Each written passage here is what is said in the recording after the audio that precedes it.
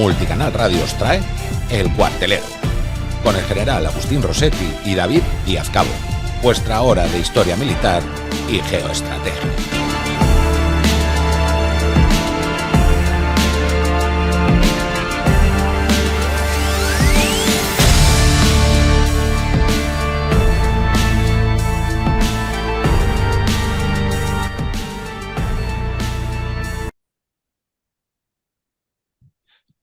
Buenas tardes a todos, amigos del Cuartelero. Bienvenidos a un nuevo programa aquí en Multicanal Radio. Ya sabéis, nos podéis seguir en YouTube, en iVoox, en Spotify, en directo en la emisora, y después pues nos queda grabado en todas esas plataformas. Tenemos con nosotros, como todas las tardes, al general Agustín Rossetti. Buenas tardes, mi general. Buenas tardes, encantado de estar con vosotros otra vez. Un placer, como siempre, mi general. ¿Usted me está viendo a mí, mi general, ahí en la pantalla, pequeñita? Sí, Ah, perfecto. bien, perfecto, entonces. Es que no le veía yo a usted. Y el tema de hoy, vamos a ir al ejército europeo. La, no hace mucho que Europa, a raíz del conflicto de Ucrania, la nueva política de Estados Unidos, de Trump, eh, bueno, ha socavado un poco las bases de la defensa como la hemos conocido hasta ahora, desde la creación de la OTAN, y ha habido pues ciertos problemas. Pues Europa se ha lanzado de nuevo ha dado ha comenzado a iniciar un proceso de rearme, de organización, de una defensa común europea, que ya teníamos desde hace tiempo, pero no se le había dado la importancia adecuada. Vamos a ver un poco, vamos a empezar un poco desde el principio y a ver esa defensa europea de dónde viene, y después hablaremos a dónde va y qué posibilidades tiene, qué retos tiene de futuro, y qué nos espera a los europeos en relación también con Estados Unidos, porque quizá estemos empezando, y sin el quizá, una nueva era en Europa, y en el resto del mundo también. La defensa europea ya comienza obviamente cuando acaba la Segunda Guerra Mundial. Eh, Hay la famosa conferencia de Moscú en 1946, que es cuando se dividen un poco es el enfrentamiento entre los dos bloques, el occidental y el oriental, que llega hasta la disolución de la Unión Soviética en 1991, y aparece aquel famoso telón de acero. Ahora tenemos otro telón, no es tan de acero, se dice por ahí el telón de plástico o el telón de PVC, no sabemos cómo se bautizará en el futuro, pero se creó la OTAN al acabar la Segunda Guerra Mundial. Se crea en el año 1949, era una sociedad de naciones que se agrupó en una alianza militar defensiva siempre, para oponerse a la influencia soviética en Europa, que se estaba extendiendo pues por todas las zonas donde los países donde había llegado a avanzar la URSS durante la Segunda Guerra Mundial. La Unión Soviética hizo su propia OTAN, se llamó el Pacto de Varsovia, que bueno, realmente se llamaba el Tratado de Amistad, Colaboración y Asistencia Mutua. Como decían muchos de los países que estaban dentro del Pacto de Varsovia, el tratado, pues, tanto de amistad, colaboración y asistencia mutua, era siempre de un lado hacia el otro, no solía venir de la URSS hacia ellos, sino de ellos hacia la URSS. Esa era los que tenían que mostrar la amistad y la colaboración y la asistencia. Pero eso era el Pacto de Varsovia, se fundó en 1955. Los líderes obviamente eran Estados Unidos en la OTAN y el Pacto de Varsovia en la Unión Soviética, y son los que controlaban en general las políticas militares de sus socios, y eran pues los líderes, los jefes. Hubo una serie de conflictos durante toda la Guerra Fría, que fueron conflictos pues proxy, no llegó a haber un enfrentamiento directo entre ambos bloques. Corea, Suez, Bahía de Cochinos, la crisis de los misiles en Cuba, la Guerra de los 6 días, que hemos tratado aquí ampliamente en el Cuartelero, recomiendo que lo escuchéis, las guerras indopakistaníes, la primavera de Praga, los enfrentamientos fronterizos chinos-soviéticos, la guerra de Afganistán, lo de Angola y Mozambique, pues bueno, muchísimos, guerra del Líbano, la guerra de las Malvinas, la invasión de Granada, el bombardeo de Libia, la invasión de Panamá y se terminó la Guerra Fría con la Guerra del Golfo del 90-91, después vino la del 2003, pero esta sería la primera guerra del Golfo internacional, estuvo también la guerra Irán-Irak, que también se llamaba la guerra del Golfo. Y cuando se crea lo que es cuando se crea lo que es la OTAN, pues Europa también piensa en tener sus propias políticas. Y la primera, políticas de defensa me refiero. Y lo primero que aparece es la Comunidad Europea del Carbón y del Acero, que es el germen de la Comunidad Económica Europea. Y ahí tenemos que hay un proyecto de defensa, un proyecto defensivo de 1952, donde una serie de países, Francia, Italia, Alemania, estaba también los Países Bajos y estaba también Bélgica, que son los países creadores y son los que se apuntan a este proyecto defensivo que vamos a hablar ahora con el general. Después seguiremos con el resto de proyectos que ha habido a lo largo, pero para ir en un orden. Y era un proyecto defensivo con unos ejércitos autónomos en cada país, pero habría un ejército totalmente europeo y los países que se suscribieran a este tratado, si no me equivoco, mi general, no iban a tener ejército propio, excepto creo que era Francia, el único que iba a tener como una parte de su ejército por sus temas coloniales, pero el resto iban a tener un ejército común, pero ya sin ejército nacional. Explíquenos un poco, si quiere, mi general, esta propuesta de la Comunidad Europea de Defensa que se llamó y que ya adelantamos, vamos a hacer un spoiler, como se suele decir, adelantamos que no llegó a nada. Sí, la Comunidad Europea de Defensa fue la primera manifestación, digamos, de voluntarismo europeo, ¿no? Europeísta, más bien, ¿no? El que pues se trató de alcanzar pues, un logro sin haberse fundamentado antes pues aquello que debería precederlo. Entonces se pretendió crear, vamos a llamar un ejército que se llamaba Fuerzas de Defensa de Europa, sin haber asentado una soberanía común. Y aquello fracasó. Como fue el primer fracaso del que no se ha aprendido nada, no solamente en el ámbito militar, sino en otros, ¿no? O sea, poner en común, o sea, crear de la nada una soberanía europea, es decir, un superestado, pues que es lo que debía haber precedido a un ejército común, un ejército común y interestatal, diremos, no intergubernamental, ¿no? sino supranacional, ¿no? Pues hubiera requerido pues, una soberanía a la que se sentase por la sencilla razón de que el sustrato de un actor estratégico, es decir, de un ente que es capaz de imponer su voluntad mediante un instrumento, ¿no? Militar, pues presupone una voluntad soberana. Sin eso, pues no hay nada que hacer. Y por eso fracasó.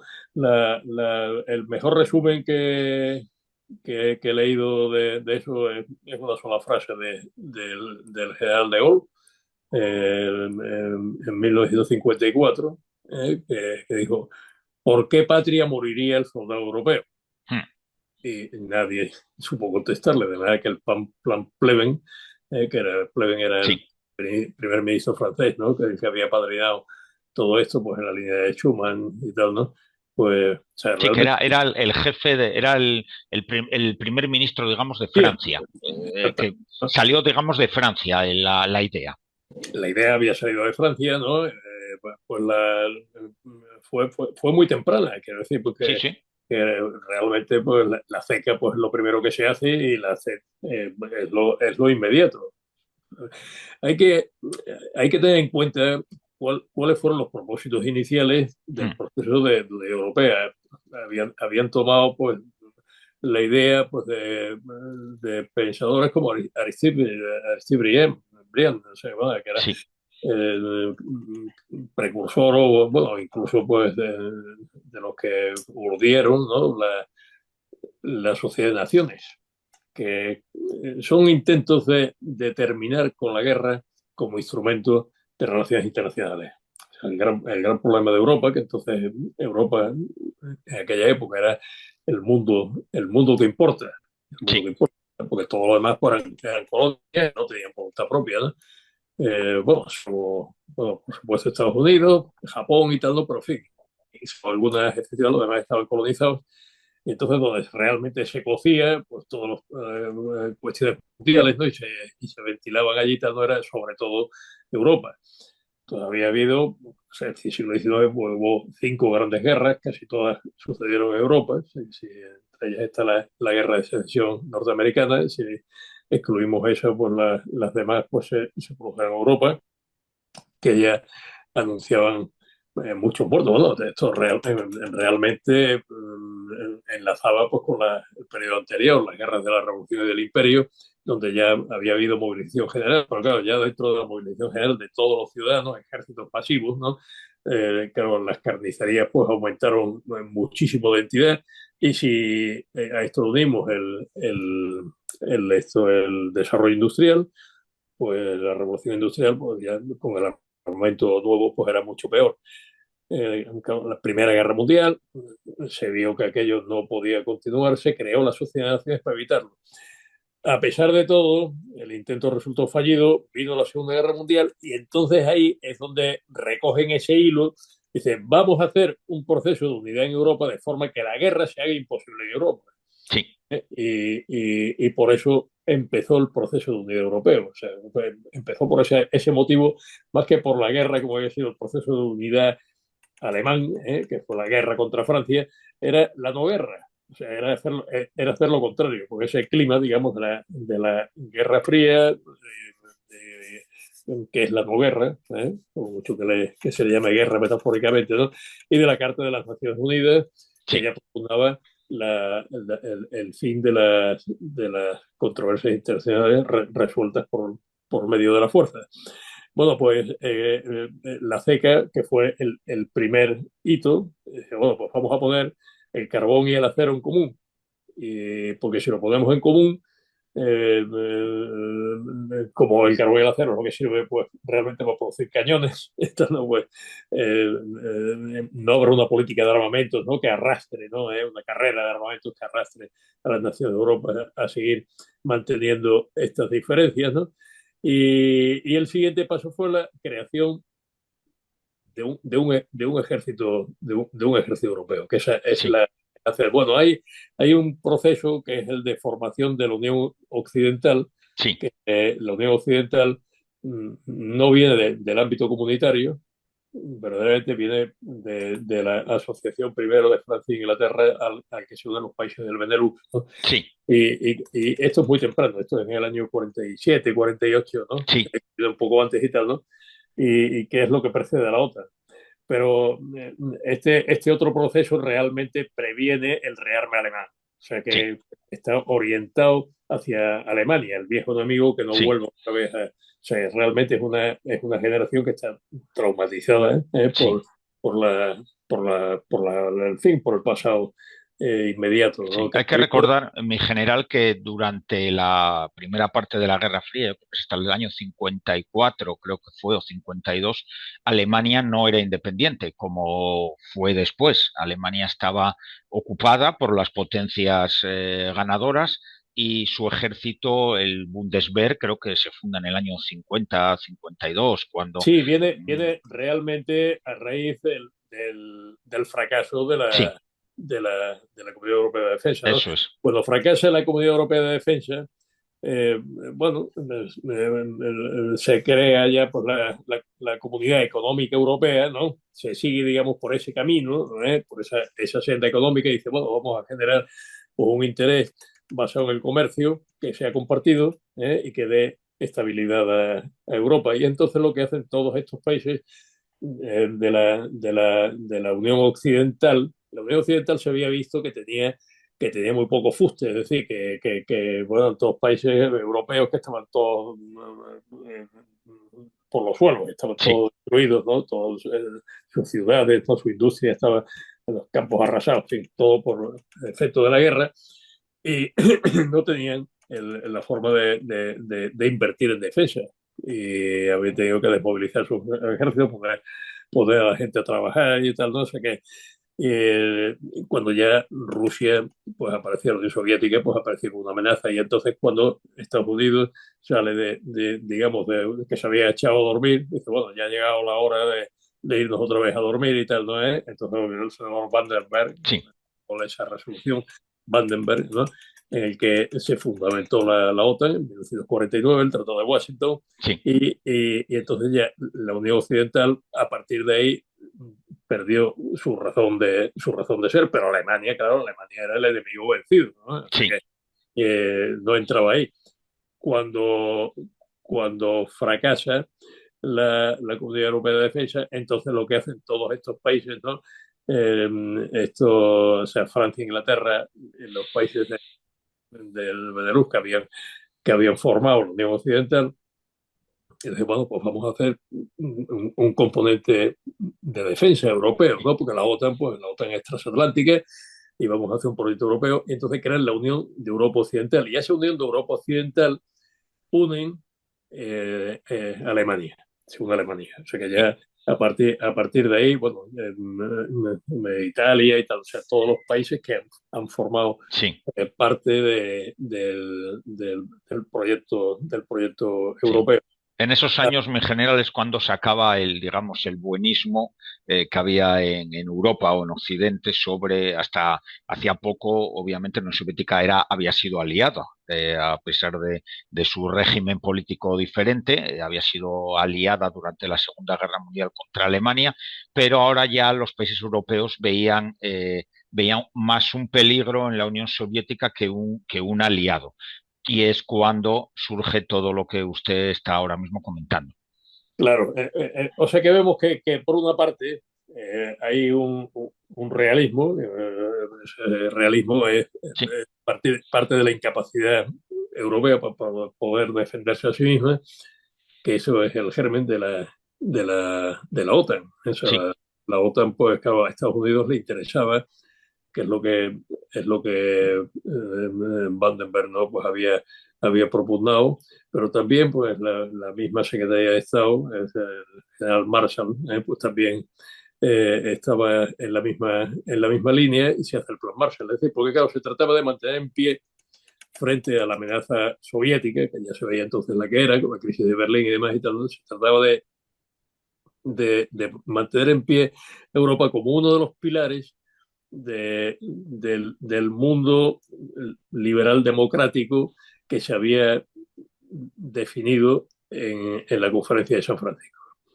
Es decir, hay que tener en cuenta el ideal, el liberal democrático, en cuanto se refiere a las relaciones internacionales, es la existencia de una, como dicen los ingleses, ¿no? Pues una sociedad internacional, comunidad internacional, decimos y tal, ¿no? Pero regida por una suerte de gobierno mundial. Es decir, el símil es, pues, dentro de la sociedad, pues hay personas que son libres, y, pero hay un gobierno que lo que hace es que, bajo esa óptica liberal, pues es un gobierno gendarme, no sé qué es, simplemente pues mantener el orden de la relación entre los miembros de la sociedad. Bueno, pues esa misma visión es la que se tenía, pero claro, esa visión chocaba frontalmente con el modelo soviético, el modelo de sociedad, verdaderamente sociedad socialista, ¿no? Es decir, el socialismo real lo que propondía era a crear una sociedad nueva, basada en la inexistencia realmente de un Estado. La sociedad se mantenía ya sola. Lo que pasa es que mientras se llegaba a eso, porque sus enemigos no se lo permitían, ¿no? Pues tenía que haber una dictadura del proletariado, por lo cual sí, lo que era un régimen tiránico, era contrapuesto. Entonces, por mucho que todos hubieran sentado en San Francisco y hubieran llegado a la solución de que había que erradicar la guerra como medio de resolución de las disputas internacionales, verdaderamente el sistema idealista de corte liberal democrático pues solamente se pudo implantar en medio mundo, y otro medio mundo pues quedó detrás del telón de acero como eso, el socialismo real, ¿no? Sí. Bueno, esa división, como eran dos modelos contrapuestos, empezó una confrontación ideológica, cosa importante, ¿no? Porque cuando se dice estamos en una nueva guerra fría, no estamos en una nueva guerra fría, porque la guerra fría se llamaba guerra fría, las guerras suelen ser calientes, ¿no?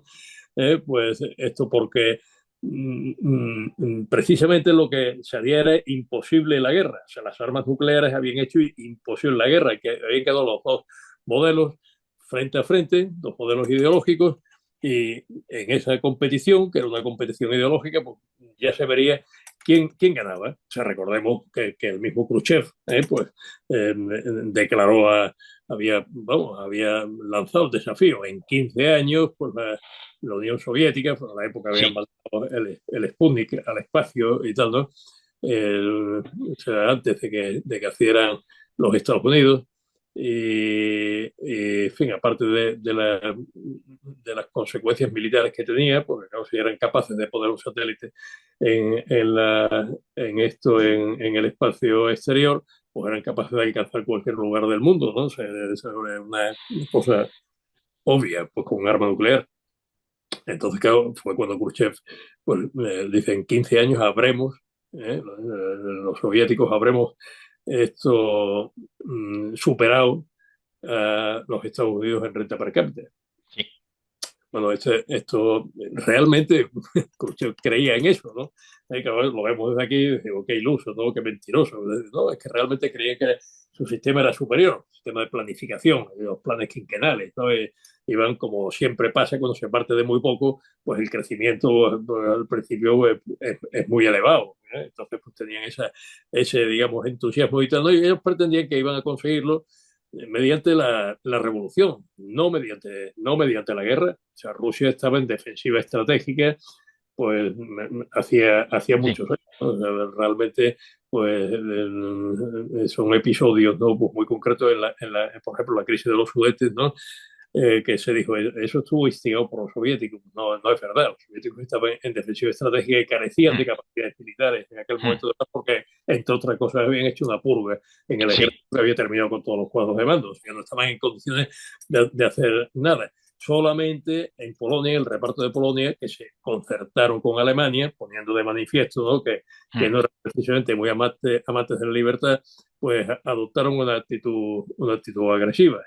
Y fue Alemania la que atacó a la Unión Soviética. O sea que todo esto hay que verlo. Pero bueno, ahí hay una teoría muy general en la que se dice, y es cierto que hay cuerpos de ejército soviéticos. Cuando comienza la Segunda Guerra Mundial, entraremos a la Segunda Guerra Mundial, usted y yo también, que es súper interesante. Una serie de cuerpos de ejército que sí estaban en una posición, en zonas para posición de ataque, pero no en la época en la que Alemania les lanza sus ofensivas, sino que se dice que estaban preparándose, pero a 1 año, 2 años vista, acumulando tropas, pero a 1 o 2 años vista, si hubieran querido atacar a Alemania. Bueno, se estaban preparando porque la Unión Soviética obviamente veía el peligro en su aliado en aquella época, habían sido aliados hasta el 41, y estaba viendo el peligro en él.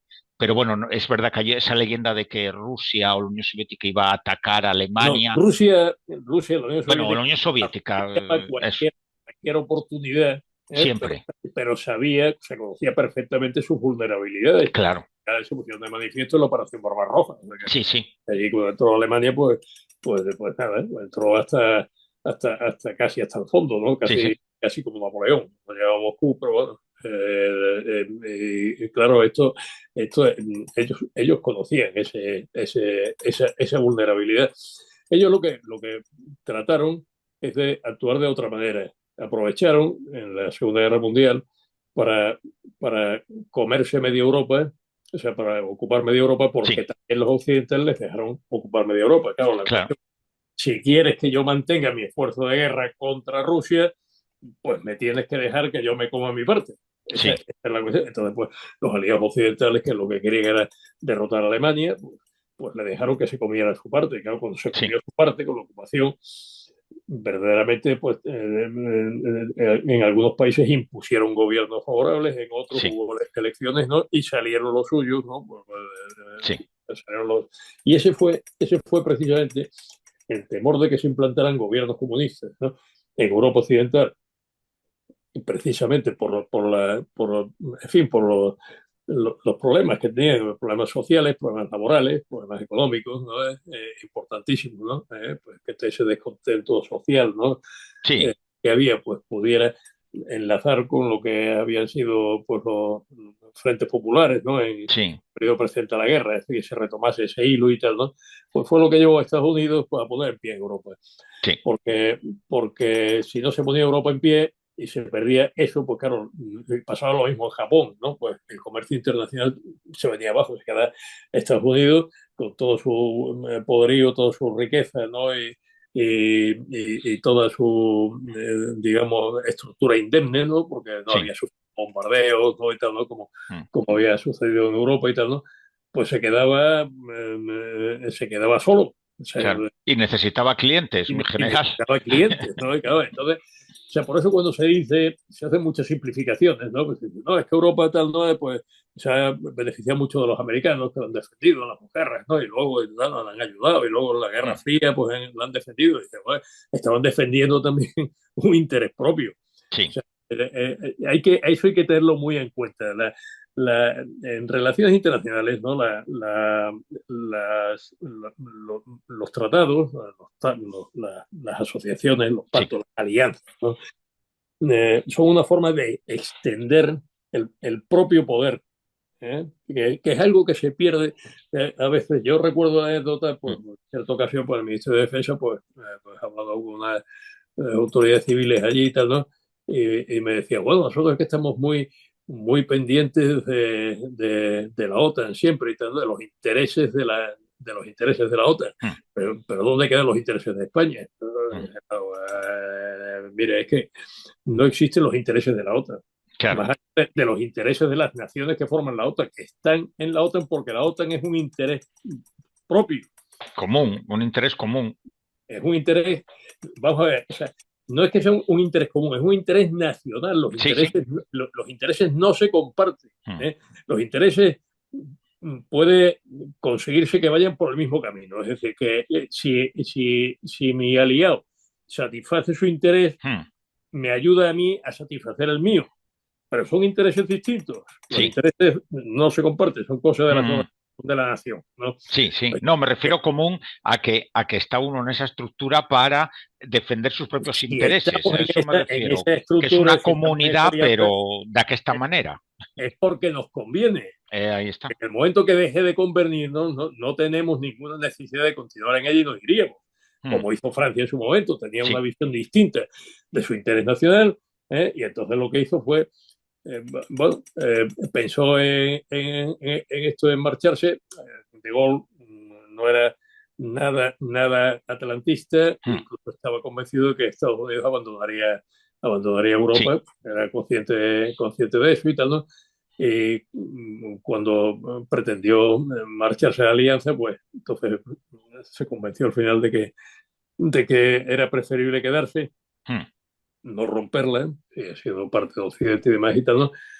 Pero salir de la estructura militar sí, para quedar más libre. O sea, porque en un momento determinado, su salida, si tuviera que salir, pues fuese más fácil, ¿no? Fue cuando él pensó, pues, era un enfant terrible, ¿no? O sea, pensó en aquello que dijo de Europa desde el Atlántico a los Urales, ¿no? Es sí, decir, estaba comprendiendo a Rusia dentro de esa idea sí. de Europa, que tampoco era la Europa unida, era una Europa en la que Francia aspiraba a ser hegemónica. ¿Mm?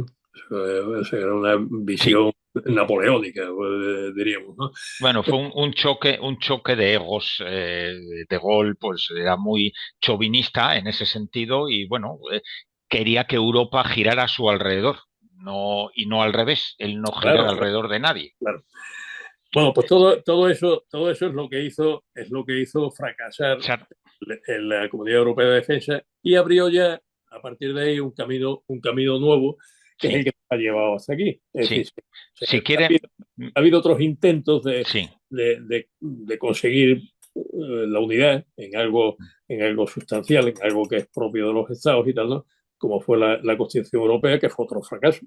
Sí, pero eso lo hablamos ahora, mi general, si quiere, para ir en orden. Tenemos aquí la OTAN, 5 minutos, y esto era lo que teníamos en Europa. Estos son los años 80, pero duró hasta el 90 y tanto. Esto era el despliegue que teníamos en la OTAN en Europa, en el frente alemán.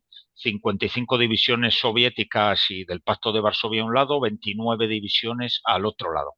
De arriba abajo, pues estaban los daneses, la sexta división Panzer, aquí había poca defensa de la OTAN, el cuerpo holandés adelantado, Holanda y Bélgica adelantaban sus unidades a la frontera alemana, bueno, la frontera de las dos Alemanias, no la frontera alemana, aunque estaban un poco más atrás, no estaban en primera línea. Otro cuerpo alemán, el Bauer, el cuerpo británico, que realmente era el ejército británico, era su espada, era esto, el British Army on the Rhine. Después otro cuerpo alemán y el quinto y séptimo cuerpos de Estados Unidos en la zona de más previsible avance de los soviéticos, las brechas de Fulda y Hod, y al final, pues aquí los alemanes y detrás, pues los canadienses con una brigada, que es lo que tenían, y el cuerpo francés, que aunque Francia estaba fuera de la estructura esa militar, tenía un cuerpo de ejército. Cada cuerpo de ejército son unas 5 divisiones, para los que nos oyen, 3, 4, 5 divisiones los más grandes, pues tenía un cuerpo de ejército adelantado en la zona bueno, en la zona de Metz, pero ya en territorio alemán. Esto aquí se ve un poco mejor Estos cuerpos, si vuelves sí, a la anterior, sí, a la anterior, ¿no? Esto, lo que es Alemania, ¿eh? Alemania, sí. toda Hoy, esta larga, hoy en día Alemania ocupa todo esto aquí porque esto es Alemania del Este. claro, toda esta larga frontera, ¿no? Berlín está en la zona, está en Sí, la oriental, está por aquí. ¿eh? Pues que también estaba dividido, pues, Sí, bueno, estaba, digamos, rodeado, ¿no? De ahí la crisis de Berlín, ese es el bloqueo, ¿no? Claro, se sí, le bloqueaban sus comunicaciones hacia el exterior, buscando un puente aéreo y tal, ¿no? Pero dentro de esto, ¿no? Ahí vemos lo que es el Norfolk y Centauch, son dos grupos de ejército, sí, que son Army Group, son dos grupos de ejército que son aquí están los cuerpos, pero estos cuerpos están estructurados en dos ejércitos, ¿no? sí. Bueno, es significativo que los cuerpos alemanes no están agrupados en un mismo ejército, No, están, todos separados. están distribuidos, ¿no? Precisamente porque el ejército alemán estaba en la Comunidad Europea de Defensa, el modelo que había, ¿no? Que de esto no hemos hablado, el Hmm, modelo orgánico que tenía la Comunidad Europea de Defensa, que se hacía un ejército europeo, pues, se entiende que estaría pues, bajo bandera europea, ¿no?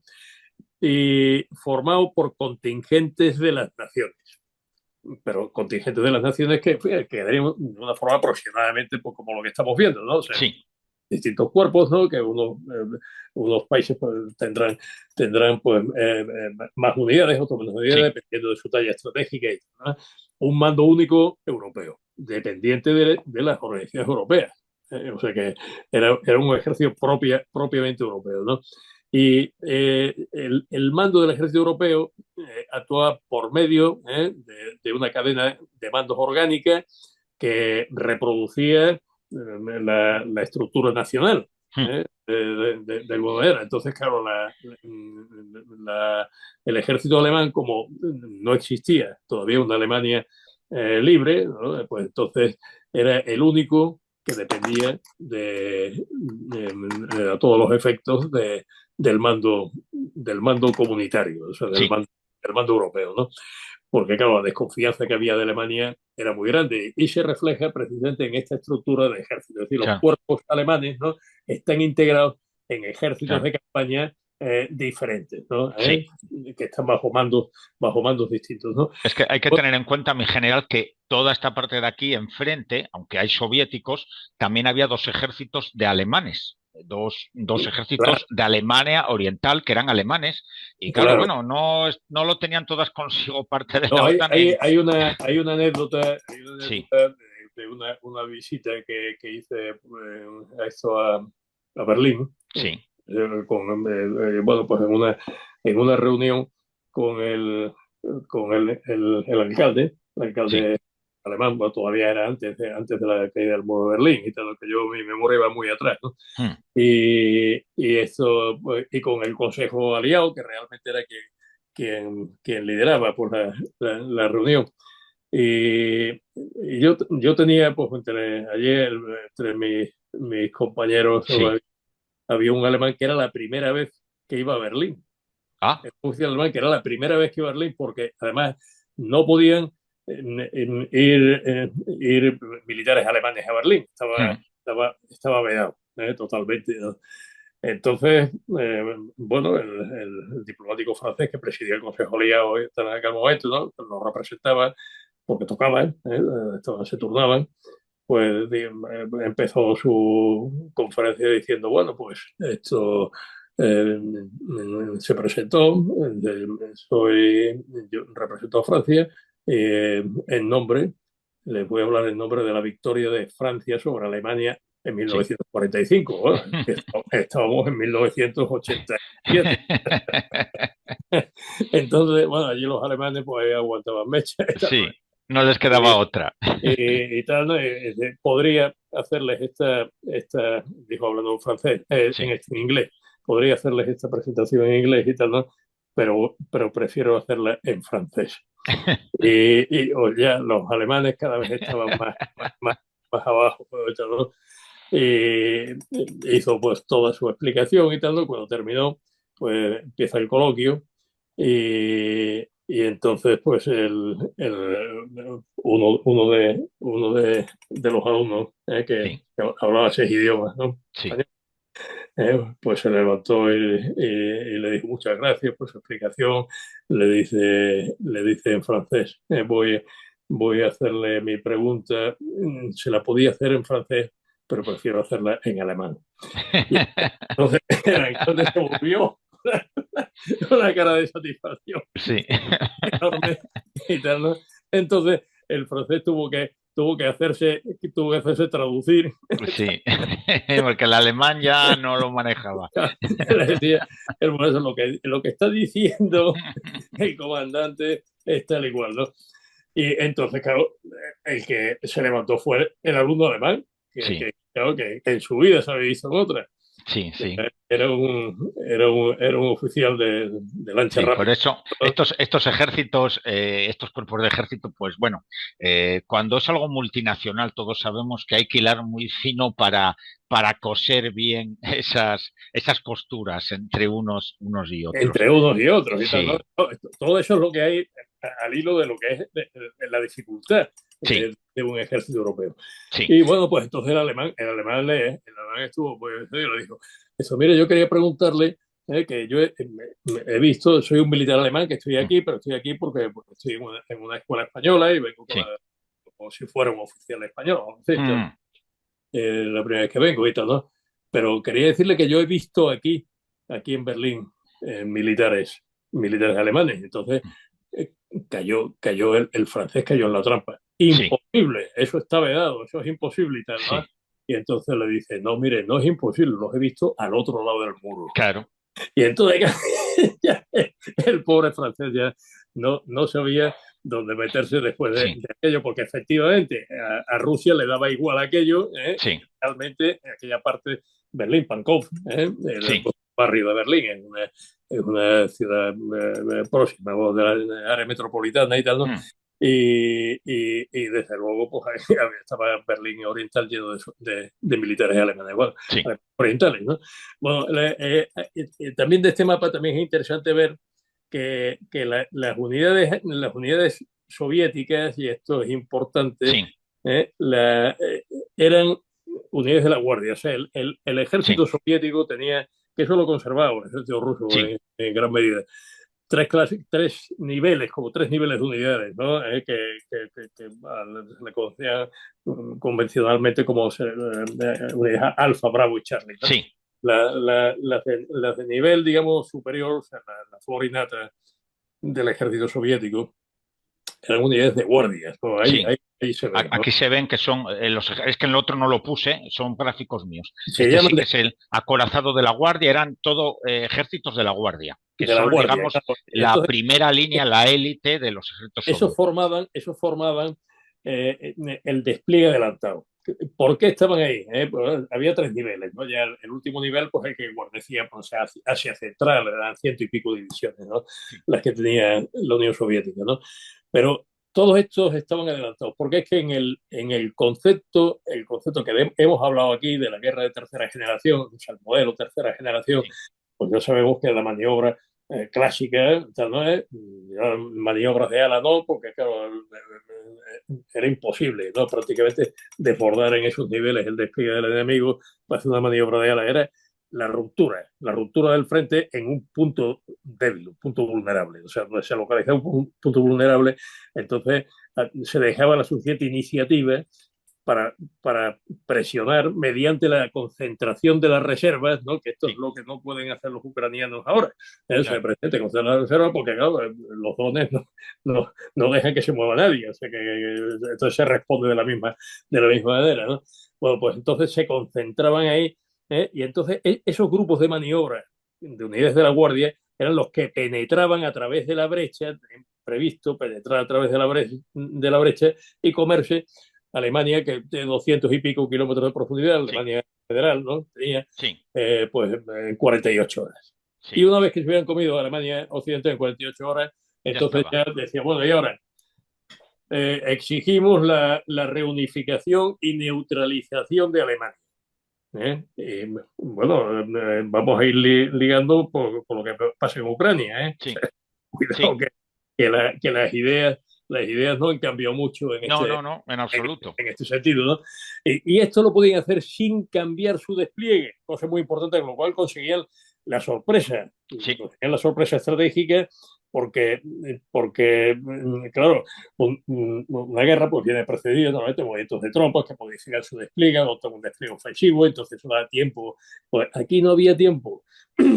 Había, me parece recordar que había 27 divisiones soviéticas de la Guardia eh, como ejército de ocupación de Alemania Oriental. sí. Cuando el Bueno, ejército, podríamos contarlas porque las tengo aquí, pero por no contar, sí, eran veintitantas. yo creo que eran veintitantos, ¿no? Eran veintitantas. Y Son todo esto que se ve aquí, que no he puesto. Cada vehículo es una división. Una es la que es un carro es acorazada, la otra es mecanizada, pero sí, son una, dos, tres, cuatro, cinco, seis, siete, ocho, nueve, 10, 11, 12, 13. Bueno, en lo que es el territorio alemán, 13 divisiones. Perdón, 15, 16 divisiones. no, 16, 18, pero es 19. que luego es que había seis divisiones, Hmm, ahí había por lo menos, eran seis, creo que eran sí. seis divisiones más del ejército alemán oriental. Ah, no, eso sí, eso no se los he contado. Aquí Había, están las 6 adicionales de Alemania a mí me Oriental. parece recordar que eran Sí, 27 sí. divisiones, Sí, ¿no? sí. Y los polacos que podían También, meter 5 acorazadas y 8 mecanizadas adicionales a Alemania, que estaban claro, previsto que fueran a, ahí. No, a no, la, sí, unos ahí veintitantas, 30. y había que unir las aerotransportadas, que, Sí, que esas no que están aquí tienen porque esas eran capacidad como refuerzo. Sí, para poder desplegarlas y tal, ¿no? O sea que con eso, sin necesidad de cambiar el despliegue, eran capaces de asestar un golpe definitivo sí, contra Alemania Occidental. Bueno, esta fue la razón por la que el general Claus publicó su libro, sí, un libro famoso, General Bélica, que se llama Europa sin defensa, y donde precisamente pues explicaba que en el momento en el que esto se hiciera no cabía otra solución, o sea, es decir, la receta que se daba, vamos a decir, en ese caso para el que había que administrarle al enemigo, es simplemente la represalia nuclear.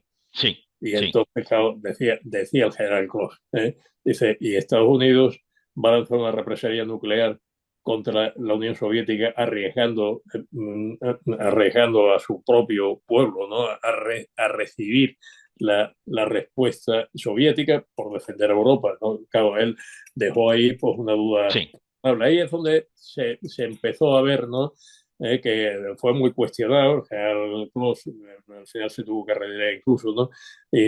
Por la, digamos, la reacción que todo aquello provocó, ¿no? Pero claro, no dejaba de tener razón y que fue lo que se vio que era necesario que hubiese un pilar europeo de la defensa.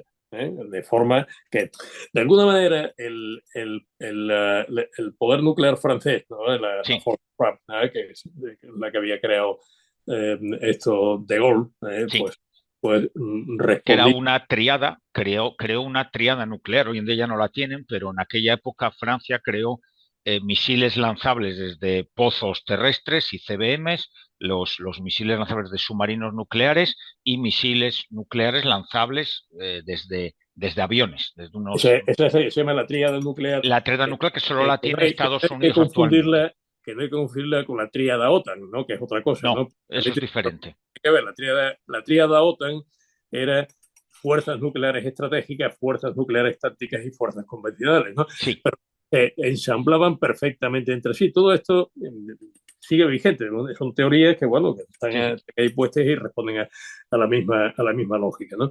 El poder nuclear francés era muy reducido en comparación con el soviético o con el americano, ¿no? Era pues la envergadura del británico. El británico no era autónomo Mm. El totalmente. francés sí. El francés sí es autónomo, el británico no. El británico estaba bajo doble llave, ¿no? Sí, Pero el francés, claro, se ha dicho a veces, no, es que eso era muy poca cosa, ¿no? Bueno, Francia lo que decía es que mientras no se metan conmigo, pues bueno, bien, en el momento que alguien ponga un pie en territorio francés, pues ya sabe que le doy la respuesta nuclear. Decía, bueno, pues entonces te van a arrasar. Dice, es posible, ¿eh? Pero es que todo el mundo va a sufrir las consecuencias. Por eso sí, le sí. llamaba a la Force Frap, le llamaban la cerilla nuclear Sí, francesa. Era sí, capaz sí. de prender, ¿no? Pues todo ese gran incendio nuclear, ¿no? Pero digamos, como prenda de su solidaridad con el resto de las naciones europeas, ¿no? Y con la OTAN, por eso tenía desplegado su primer ejército en territorio alemán, porque era una manera de decir, bueno, si esto se va a desarrollar tan rápidamente, ¿no? 48 horas, ¿no? Significa que en los primeros momentos, ¿no? de esa invasión soviética se van a topar con el ejército francés. Y Sí. entonces van a empezar a morir soldados franceses. En el momento que empiecen a morir soldados franceses, ¿no? Yo hago uso de mis armas nucleares. Es decir, tengan que retroceder, van a llegar a territorio francés. Pues era ese despliegue adelantado del ejército francés respondía precisamente a una idea de compromiso. Esto, vamos a ver que esto en Ucrania se está esforzando también Sí. de alguna manera, ¿no? Solamente esforzando, ¿no? Bueno, hasta ahora hemos hablado mucho de la OTAN, Sí. pero nos hemos dejado un poco a un lado Sí. Vamos, lo que lo pasa que es que era, lo que era el ejército europeo. O sea, mi general iba a comentar eso, pero yo creo que a lo mejor lo dejamos para el siguiente programa, porque nos quedan 5 minutos sí, y sí. vamos a esbozarlo si quiere, que es acaba la Guerra Fría y llegamos al año 1992, donde tenemos el Tratado de Maastricht. Y ahí se crea lo que tenemos hoy en día, más o menos, que es la política exterior y de seguridad común, que en español le llamamos el PEX, como pesca, pero sin la A del final. Y es el pilar de la Unión Europea para integrar la política de defensa entre los miembros de la Unión Europea, que actualmente, bueno, se va desarrollando. ¿Quiere usted comentarlo en 5 minutos, mi general? Y lo Sí, tratamos a bueno, fondo en el es siguiente que es un programa. proceso largo y sobre todo es muy burocratizado. Es decir, ya Sí, a partir de entonces ya las comunidades europeas pues, lo que van a seguir a lo largo de sus tratados, ¿no? Pues, si no me equivoco, pues eran el 92-93 fue Maastricht, sí, después fue Ámsterdam, después vino Niza, Ámsterdam en el 97, 2003, Niza en el 2001 Niza y creo el que ahí acabamos, ya 2003, terminamos. 2007 Lisboa, ¿no? Y Es tal, ¿no? verdad, Y sí, ahí, sí, bueno, ahí es donde se consolida este modelo. Es decir, lo que se va haciendo es desarrollando una estructura estatal, vamos a decir, sí. de alguna manera, que es la estructura europea, donde se van poniendo órganos que son homólogos a los de un Estado-nación, pero sin serlo, claro, porque repito que la ausencia de soberanía europea pues es la que verdaderamente lastra todo este proceso. Claro, hay trabajos académicos que son muy importantes y tal, ¿no? Donde se estudia la cuestión. ¿Y por qué esto no ha madurado? ¿Por qué no se ha conseguido que el ejército europeo vaya adelante? ¿Por qué no salió adelante y tal, ¿no? Y bueno, se dan múltiples explicaciones y tal, ¿no? Cuando para mí la explicación es muy sencilla, es porque falta la soberanía. Así de gol, decía, Mm. ¿por qué patria morir el soldado europeo? Y En no este hay, mapa, en general, se ve esa patria. eh, Estos son todos los miembros de la Unión Europea ahora, excepto Reino Unido, que se salió, y bueno, están todos aquí. Vemos que bueno, todos no, porque está aquí Suiza, que tampoco está en Unión Europea, ni Serbia, esta parte de aquí. Pero bueno, en general, España, Portugal, Francia, Países Bajos, Alemania, Checoslovaquia, Polonia, Eslovaquia, Hungría, Rumanía, Austria, Grecia, Turquía no está, sí está en la OTAN. Irlanda, no recuerdo ahora si está en la Unión Europea en el tema defensivo o no, en general ahora mismo no me acuerdo. sí, no, no, Creo que está, ¿no? Irlanda no pertenece a la OTAN, Eso es, pero sí está, es uno de los cuatro, de las cuatro excepciones que hay, ¿eh? eso es, eso es. Pero Pero vamos, bueno, que son estos excepciones son, muy pequeñas y tal, ¿no? ¿por qué Prácticamente. patria lucharíamos? Pero bueno, Eso, por entrar mm, en la cuestión del ejército europeo, ¿no? Y ya pues dejarlo ahí, pues sí, para el próximo programa que podemos hablar ya pues más directamente sí, de lo que había, ¿no? Como decía, la línea de acción que se sigue a partir de ahí, ¿no? A partir del fracaso, ¿no? Fue el último fracaso de la Constitución, del proyecto de Constitución de Giscard d'Estaing, que eso fue en el año 2006, me parece recordar, ¿no? Que sí. se sometió a referéndum no salió. Uno de los pocos países donde salió fue España. No sé si hubo, si hubo alguno más, Sí. mucho brío europeísta, ¿no?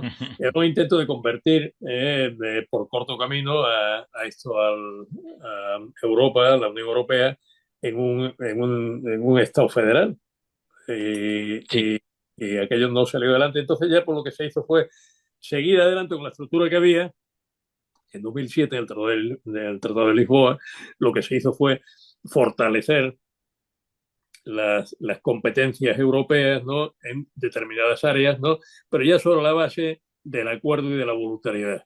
sí, Y hay cuatro modelos, vamos a decir, cuatro posibilidades, ¿no? De formar un ejército europeo, según sea un ejército común y bajo qué mando esté. Es decir, puedes hacer pues, un ejército sometido pues, a una fuente de decisión, sí, esto intergubernamental o supranacional. Y puedes tener un ejército que conviva con los ejércitos nacionales o que los sustituya, ¿no? Pues si combinas esos dos elementos, te salen cuatro modelos, ¿no?